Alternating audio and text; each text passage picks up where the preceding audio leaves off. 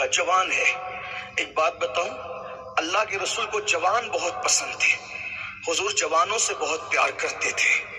اقبال کی شاعری کا عنوان بھی جوان ہے، حضور کو بھی جوان پسند تھے۔ میرے آقا فرماتے ہیں جوانوں کی عزت کرو، کیونکہ جب ہم نے نبوت کا اعلان کیا تو بڈھوں نے رد کر دیا، جوانوں نے قبول کر لیا۔ اسی لیے دیکھیں حضور کے ساتھ جتنے لگے تھے سب جوان تھے۔ حضور علیہ السلام خود بھی جوان تھے، صدیق اکبر بھی جوان تھے، فاروق اعظم بھی جوان تھے، عثمان غنی بھی جوان تھے، مولا علی بھی جوان تھے، سعد بھی جوان، سعید بھی جوان، طلحہ بھی جوان، زبیر بھی جوان، خالد بن ولید بھی جوان، بلال حبشی بھی جوان، ابو ہریرہ بھی جوان۔ وہ جوانوں کی ٹیم تھی، اور حضور تو رہے آخری دور تک کے ظاہری طور پر جوان ہی، 10 بال بھی داڑھی کے سفید نہ ہوئے تھے، 10-12 بال، اور حضور دنیا سے تشریف لے گئے۔ اللہ کو گوارا نہ ہوا کہ میرے محبوب پر ویسا بڑھاپا آئے جیسے لوگوں کے اوپر آتا ہے۔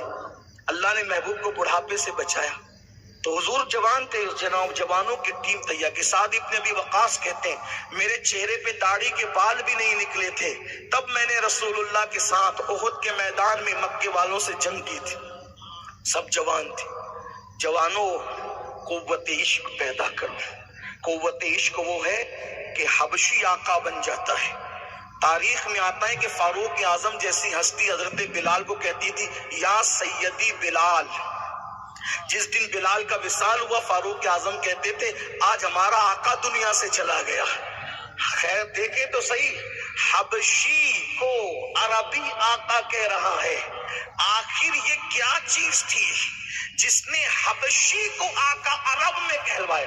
عرب میں جس کی آقائیت کا اعلان ہوا، آخر اس حبشی کے پاس کیا تھا؟ اسی کو قوت عشق کہتے ہیں، اسی کو قوت عشق کہتے ہیں۔ تو آئیے 1400 سال پہلے چلتے، ایک جوان ہے جس کا نام عبداللہ ابن حذیفہ ہے۔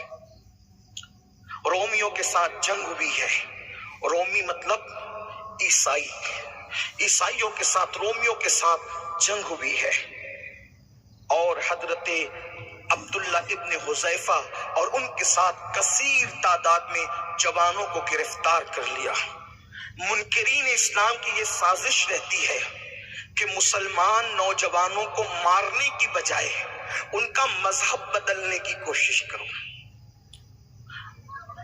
وہ اگر اپنے مذہب میں داخل نہ بھی ہو تو کم از کم وہ مسلمان نہ رہ جائے۔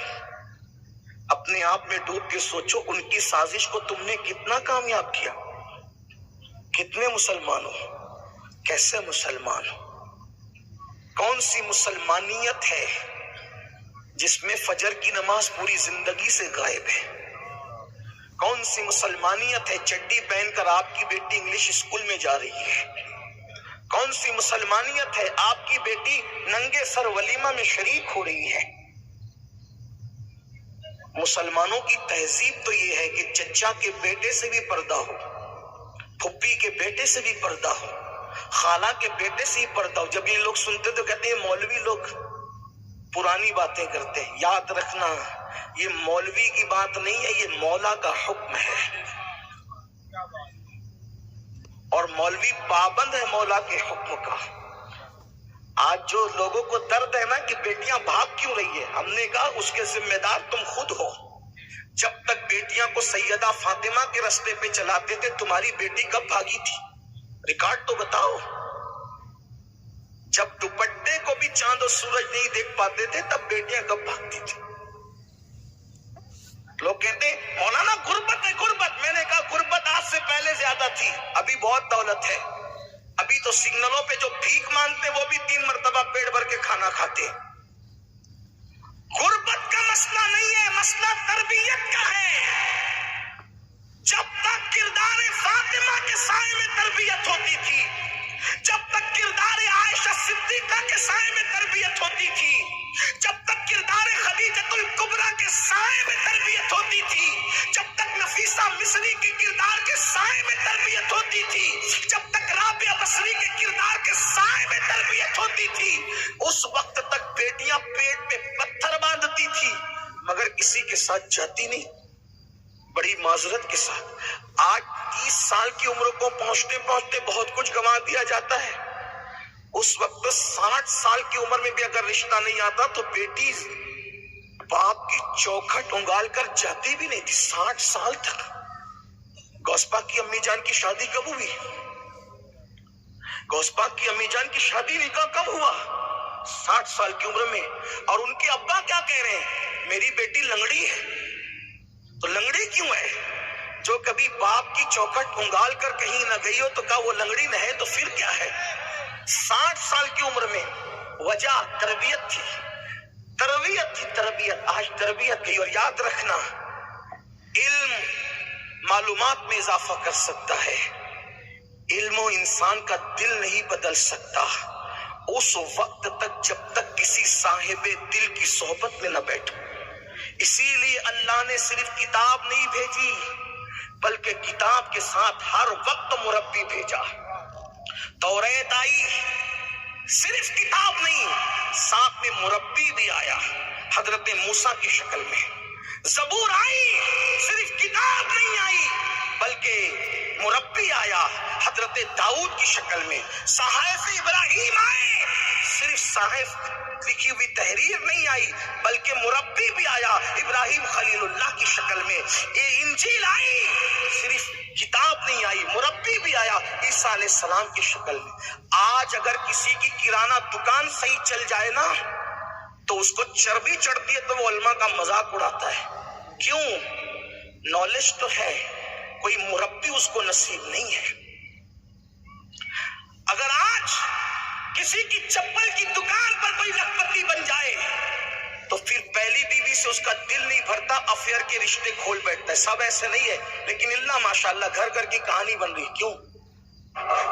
کہ عبداللہ ابن حذیفہ اور ان جیسے جوانوں کو رومیوں نے گرفتار کر لیا. گرفتار کرنے کے بعد رومی بادشاہ نے حضرت عبداللہ ابن حذیفہ کو بلایا، کہا تم عیسائی ہو جاؤ، عیسائیت قبول کر لو، میں تمہیں آدھی سلطنت دوں گا. عبداللہ ابن حذیفہ نے کہا پوری بھی دے گا نا تو ایک لمحے کے لیے بھی قبول نہیں کروں گا. ایک لمحے، زندگی کی نہیں، ایک لمحے کے لیے قبول نہیں کروں گا. کیوں؟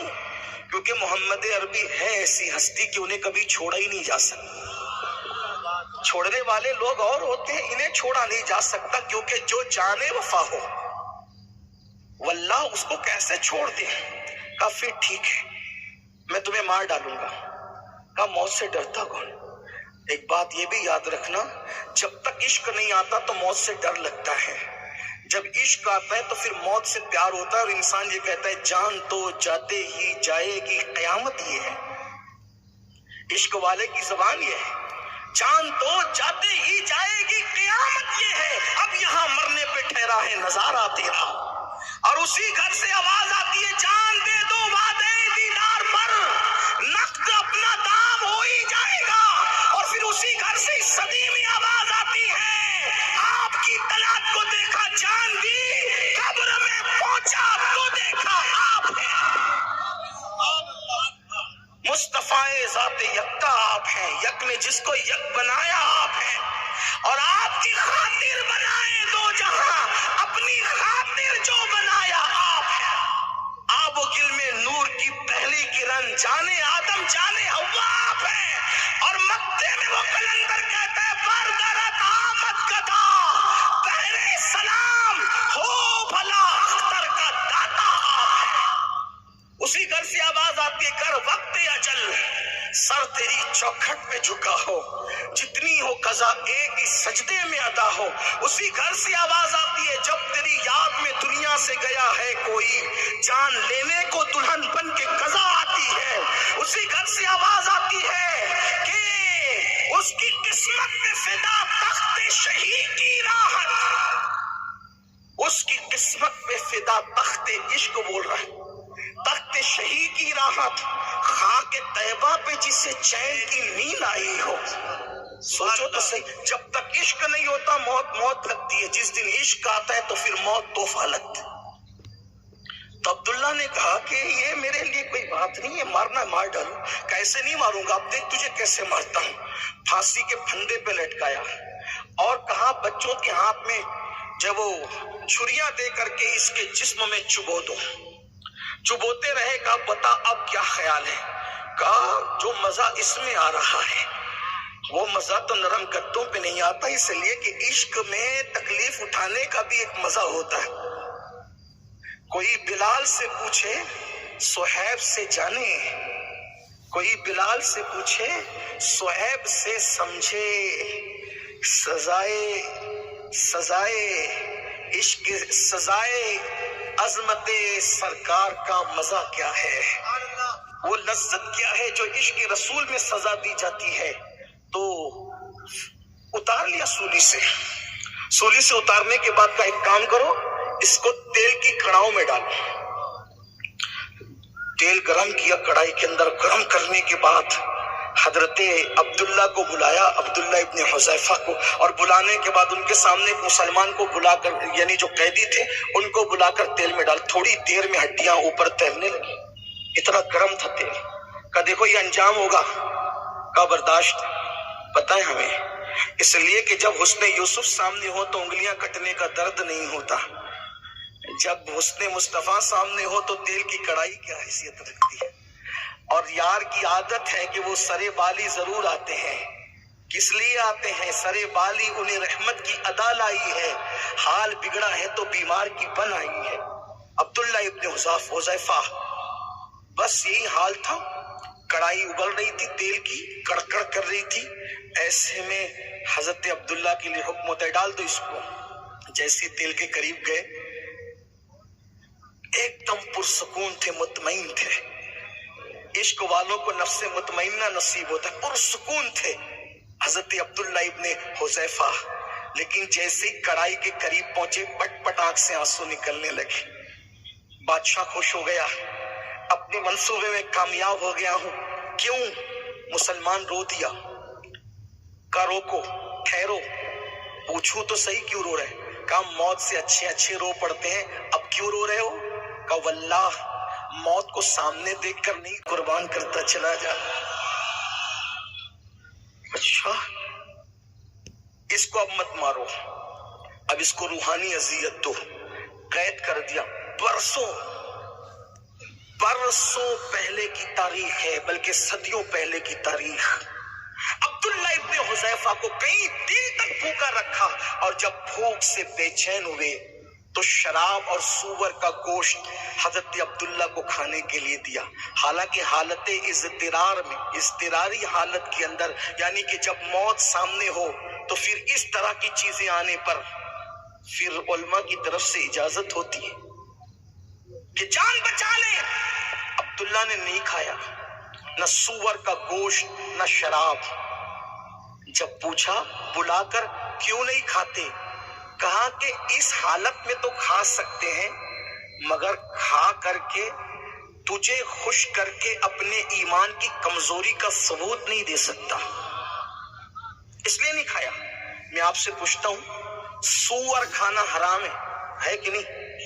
کوئی مسلمان نہیں کھاتا سور، الحمدللہ نہیں کھاتا، لیکن سور کھانا بھی حرام ہے اور سود کھانا بھی حرام ہے۔ ایک بات کہہ دوں، یہ بھی حرام وہ بھی حرام، مگر یاد رکھنا مسلمانوں، سور کھانا حرام ہے، لیکن سور کھانے والے کے ساتھ اللہ نے اعلان جنگ نہیں کیا، قرآن میں سود کھانے والے کے ساتھ اعلان جنگ کیا ہے۔ سور سے نفرت کرتے ہو تو سود کیسے بغیر حلق کے نگلتے ہو؟ اور صوفیہ فرما رہے ہیں کہ جس کے پیٹ میں حرام ہوگا اس کے پیٹ میں عشق رسول نہیں آ سکتا۔ جب حضرت عبداللہ نے فرمایا کہ اپنے ایمان کی کمزوری کے لیے دکھانے کے لیے، تجھے خوش کرنے کے لیے نہیں کھاؤں گا سور، شراب کو ہاتھ نہیں لگاؤں گا، حرام ہے ہمارے یہاں، متاثر ہوا۔ کہ ٹھیک ہے میں تمہیں آزاد کرتا ہوں، لیکن ایک شرط ہے، میری پیشانی چوم لو، جاؤ آزاد ہو جاؤ۔ حضرت عبداللہ نے کہا، سوچا اپنی جان کے لیے اس کی پیشانی نہیں چوموں گا، مسلم امہ کا کوئی مفاد ہونا چاہیے، فرمایا اکیلے نہیں جاؤں گا، جتنے مسلمانوں کو قید کیا اگر سب کو چھوڑ دیں تو میں وعدہ کرتا ہوں کہ تیری پیشانی چوم لوں گا۔ اس نے کہا ٹھیک ہے، ایک بار میری پیشانی چوم لے، جتنے مسلمانوں کو میں نے قید کیے سب کو آزاد کر دوں گا۔ بس یہی بات تھی۔ پھر کیا ہوا؟ اللہ اکبر، اس نے حضرت عبداللہ ابن حذیفہ نے اس کی پیشانی چومی، اور پیشانی چومنے کے بعد اس نے سارے مسلمانوں کو آزاد کر دیا۔ اللہ اکبر۔ جب حذیفہ سارے نوجوانوں کو لے کر پہنچے تو فاروق اعظم کا دور تھا۔ سیدنا فاروق اعظم نے پوچھا انہوں نے تو تمہیں قید کر لیا تھا، کیسے چھوڑ دیا؟ تو حضرت عبداللہ ابن حذیفہ نے پوری داستان سنائی۔ فاروق اعظم سن کے روتے رہے اور کہا مسلمانوں کو آزاد کرانے کے لیے تم نے اس کی پیشانی چومی؟ پھر آپ نے اعلان فرمایا اے مسلمانوں، عبداللہ نے اتنا بڑا کام کیا ہے، عبداللہ اس کا حقدار ہے کہ اس کی پیشانی چومی جائے، اور سارے مسلمان اس کی پیشانی چومے۔ اور اس کے بعد فرماتے شروعات میں خود کروں گا۔ فاروق اعظم نے بھی پیشانی چومی اور سارے صحابہ نے عبداللہ کی پیشانی چومی۔ بتاؤ یہ جرأت کیوں آئی تھی؟ وہ عشق رسول کی قوت تھی، قوت عشق تھی۔ آج مسلمان نوجوان بزدلی کی طرف اس لیے ہے کہ قوت عشق سے آج ہم اپنے آپ کو دور کیے جا رہے ہیں۔ اللہ اکبر۔ ہم کہتے ہیں عاشق ہے جس کا عشق رسول اتنا کمزور ہو کہ گھر کے بستر سے اٹھا کر مسجد، محلے کی مسجد تک نہ لے جا سکے، اس کا عشق اسے جنت تک کیسے لے جائے گا؟ پتا چلا عشق تو وہ ہوتا ہے جو مقتل گاہ بھی لے جاتا ہے اور جنت بھی لے جاتا ہے۔ مسلمانوں، آج ہم عشق کی باتیں کر رہے ہیں، رسمی عشق کی باتیں، رسمی مسلمانیت کی باتیں، حقیقت میں ہم عشق مصطفیٰ سے دور ہے، محبت رسول سے دور ہے۔ آئیے عشق کا سبق سیکھیے۔ میں 3 باتیں پڑھ کر بات اپنی مکمل کرتا ہوں۔ صوفیہ فرماتے ہیں عشق کی 3 علامتیں ہوتی ہے، اسی کو پڑھ کے بات مکمل۔ نمبر 1، جس سے عشق ہوتا ہے انسان اس کا ذکر کثرت سے کرتا ہے۔ بتاؤ حضور کا ذکر کتنا کرتے ہیں ہم؟ خدا کی قسم جس دن حضور کا ذکر کریں گے اس دن غیبت سے بچیں گے۔ آج کون ہے وہ جو غیبت نہیں کرتا؟ اور لوگ آج اتنے متقی ہیں، کہتے ہیں اللہ توبہ، میں غیبت کی نیت سے نہیں بول رہا ہوں، میں تو صرف بتانے کے لیے بول رہا ہوں۔ تو پھر غیبت اور سے کون سی چڑیا کا نام ہے؟ جو غیبت کرتے ہیں وہ مرے ہوئے بھائی کا گوشت کھانے والا ہے۔ غیبت زنا سے بھی بدتر ہے، الغیبت اشد من الزنا، غیبت زنا سے ہی بدتر ہے۔ اتنا کہہ دیا نا کہ اس کی آنکھ چھوٹی تھی غیبت ہو گئی، وہ تو ناٹا ہے، اس کی آنکھ وہ غیبت ہو گئی، وہ تو اپنے آپ کو بہت ہوشیار سمجھتا ہے، غیبت ہو گئی۔ اس کی آستین تو چھوٹی تھی، وہ غیبت ہو گئی، اس کی ناک تو نکتی ہے، غیبت ہو گئی۔ جس سے عشق ہوتا ہے اس کا ذکر کثرت سے۔ اسی لیے تو میرے امام کہتے ہیں عشق سچا تھا نہ، کہتے دہن میں زباں۔ یار کوئی اتنا قیمتی تھوڑی ہے کہ اس کے پیچھے بیٹھ کے ہم اس کی غیبتیں کریں، اس کے اعمال نامے کو دھوتے رہیں۔ غیرت والے تو کہتے ہیں یار کی یاری سے فرصت نہیں ہے، کسی کا نام کیوں لیں؟ کہتے دہن میں زباں تمہارے لیے، بدن میں ہے جان تمہارے لیے، ہم آئے یہاں تمہارے لیے، اٹھے بھی وہاں تمہارے لیے۔ اور اسی کو حضرت بیدم شبارسی بہت دمدار انداز میں کہتے کہتے عدم سے لائی ہے ہستی میں آرزوئے رسول، عدم سے لائی ہے ہستی میں آرزوئے رسول، کہاں کہاں لیے پھرتی ہے جستجوئے رسول، بلائے لوں تیری ہے جذبے شوق صلی اللہ، کہ آج دامن دل کھچ رہا ہے سوئے رسول۔ اور عاشقوں کا کیا حال ہوگا؟ واللہ محشر میں بھی ایک محشر ہوگا، قیامت میں بھی ایک قیامت ہوگی کہ اللہ اللہ عاشقوں کو یار کا دیدار میسر ہوگا۔ بیدم شاہ کہتے ہیں جب تماشا ہو میدان حشر میں بیدم کہ سب ہو پیش خدا۔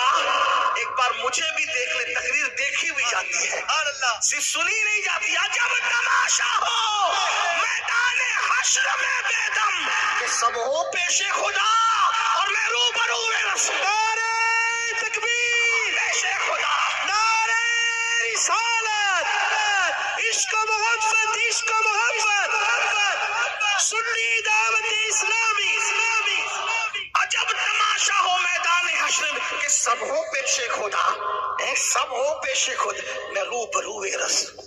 کیا مزے ہوں گے، محشر میں بھی ایک محشر، قیامت میں بھی ایک قیامت ہوگی۔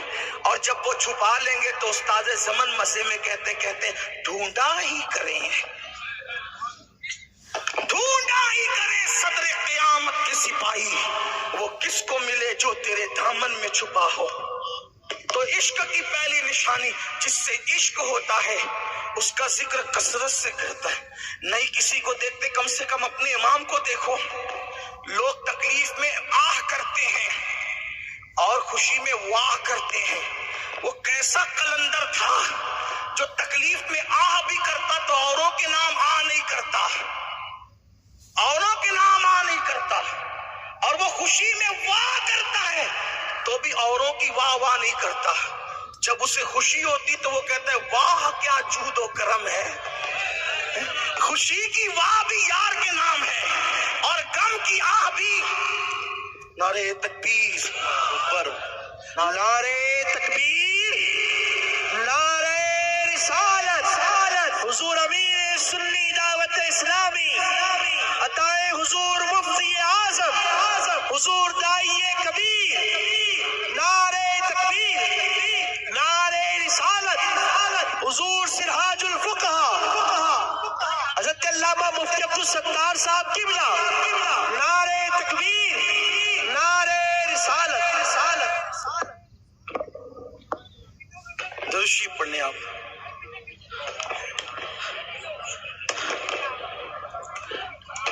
दुरूद शरीफ पढ़ने आप। अल्लाहुम्मा सल्ली अला सय्यदिना व मौलाना मुहम्मदिन मादिनिल जूदी वल करम व आलिहि व सहबिही व बारिक व सल्लिम सलातन व सलामन अलैका या जद्दल हसन वल हुसैन व अला आलिका व अस्हाबिका या जद्दल गौस अस्सक़लैन। तो जिक्र आपकी तवज्जो मेरी तरफ है या और कहीं चली गई? एक बार दुरूद शरीफ पढ़े बुलंद आवाज से। अल्लाहु रब्बु मुहम्मदिन सल्लल्लाहु अलैहि वसल्लम। मैं बात अर्ज करूं आगे, आप लोग सुनना चाहते हैं तो जरा बुलंद आवाज से दुरूद शरीफ पढ़ के इशारा दे कि आप सुनना चाहते हैं। अल्लाहु रब्बु मुहम्मदिन सल्लल्लाहु अलैहि वसल्लम नहनु इबादु मुहम्मदिन वाला ज़बी वाली अबदत हुरी व करम सलातु व सलामन अलैका या जद्दल हसन वल हुसैन। बैठ जाए भाई, इस तरह डिस्टर्ब नहीं करें आप। माशाल्लाह बैठे, हज़रत तशरीफ लाएंगे तो यहीं आएंगे। बैठे सब लोग, एक बार दुरूद शरीफ पढ़ें। अल्लाहुम्मा सल्ली अला सय्यदिना मौलाना मुहम्मदिन मादिनिल जूदी वल करम व आलिहि व सहबिही व बारिक व सल्लिम। तो इश्क की पहली निशानी जिससे इश्क होता है उसका जिक्र कसरत से करते, कसरत से जिक्र करते। इमाम अहले सुन्नत ने वाह की तो भी किसी की नहीं की, खुशी में वाह की तो भी अपने यार की। कहते वाह क्या जूद और करम है, शह बतहा तेरा, नहीं सुनता ही नहीं मांगने वाला तेरा। और जब आह करते तो भी यार के लिए कहते वल्लाह वो सुन लेंगे, फरियाद को पहुंचेंगे। इतना तो हो कोई कि आह करे दिल से। वो वाह भी यार के लिए, आह भी यार के लिए। अल्लाह अकबर। घर में खुशी होती है तो सहरे का आगाज भी यार के नाम से होता है, और छोटे भाई का इंतकाल होता है तो भी लीजिए हज़रत तशरीफ। नारे